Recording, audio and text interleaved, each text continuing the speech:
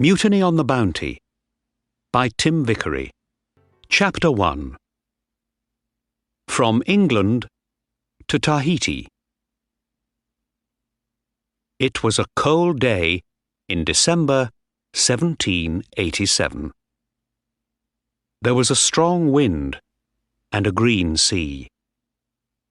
3 men and a boy stood on the deck of the little ship HMS Bounty. Behind them, on the land, were some hills and small white houses. The ship moved slowly out to sea. The boy, Peter Heywood, was 14 years old. He was a young officer, and he was happy and excited. "England looks very small, Mr. Christian," he said. Fletcher Christian smiled at him. Christian was a tall young man, with black hair and a long, tired face. "England is small," he said, "but we're going to some much smaller islands. Tahiti, the Friendly Islands. They're small, but they're very warm and beautiful." A sailor, John Adams, laughed. "That's right, Mr. Christian, sir," he said. "Good food, warm sun, blue skies, and hot, beautiful women, too. I want—" "Be quiet, man," someone shouted. Christian and Heywood looked behind them. They saw the captain, William Bligh. He was a small man with brown hair. Christian knew Bligh well. They were friends. But Bligh was a captain now, so things were different. The Bounty was his first ship, and it was very important to him. "Don't talk about women on my ship, Adams," he said angrily. "Be quiet and sail this ship. Do you hear?" "Yes, sir," said Adams quietly. "Now, listen to me, Mr. Christian. And you too, Mr. Heywood." Bligh stood very near them, but he didn't speak quietly. All the sailors could hear him. "I'm the captain of this ship. Remember that. We're going 30,000 kilometers through bad weather and very bad seas, and I don't want any accidents.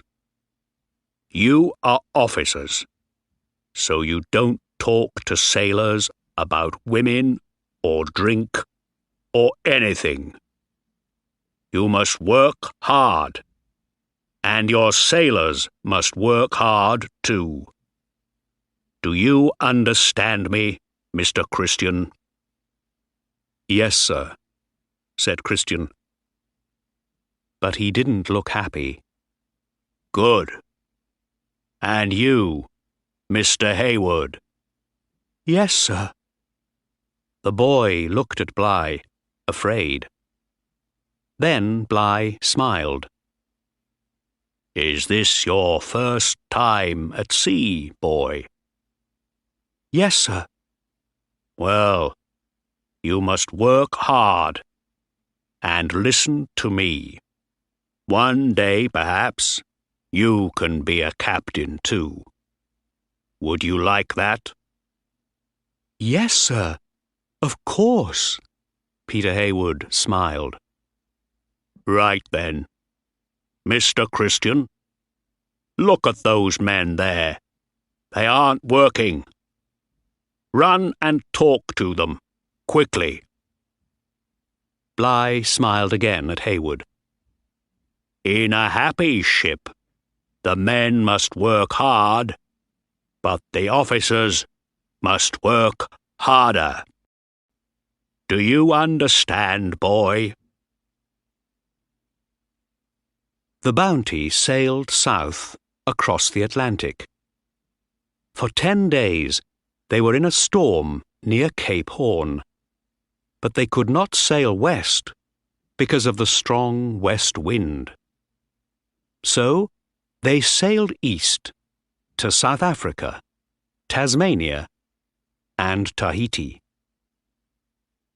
There were 33 sailors on the Bounty and 11 officers. Bligh was the captain. Christian was his second officer. The ship was often wet and cold, but no one was ill.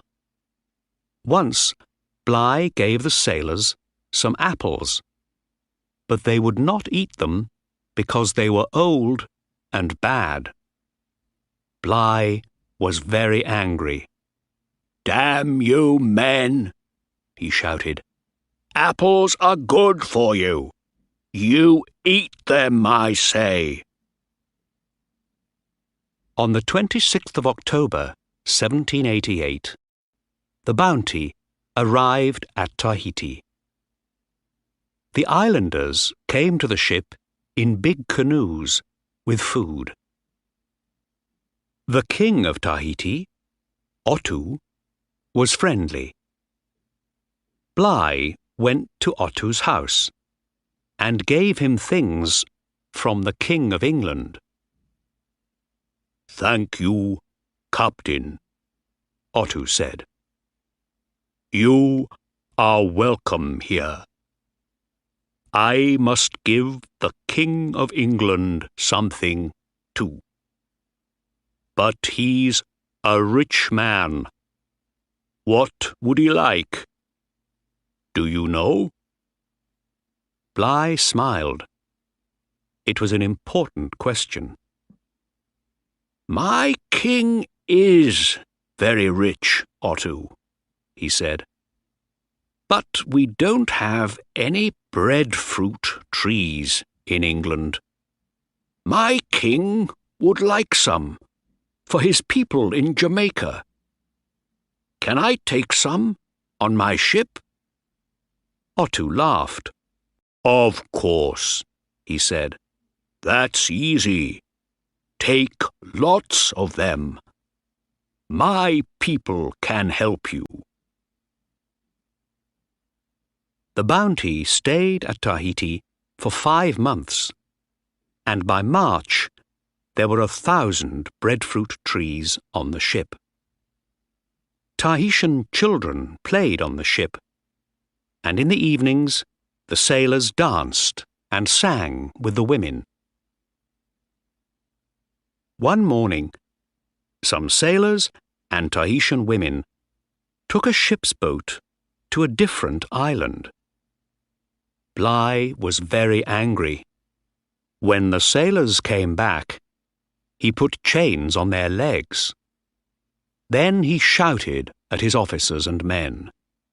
"You men must stay away from these women," he said.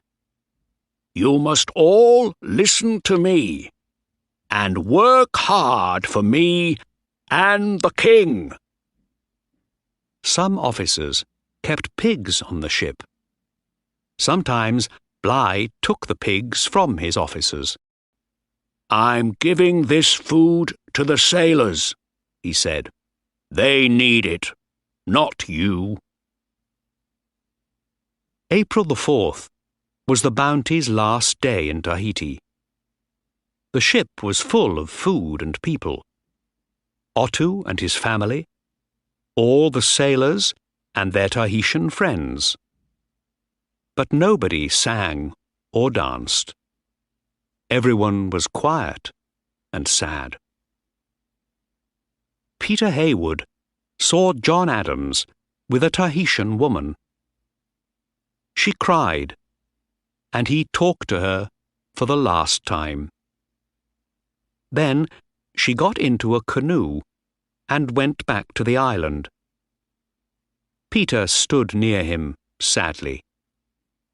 The sun went down in the west. "Mr. Christian," shouted Captain Bligh, Are all the Tahitians off the ship?" "Yes, sir," Christian answered. "Good. Then we sail for Jamaica, and then back to Old England." He looked at Peter. "Don't stand there, boy. Get to work. Look at all our beautiful breadfruit trees. King George is going to be very happy about them."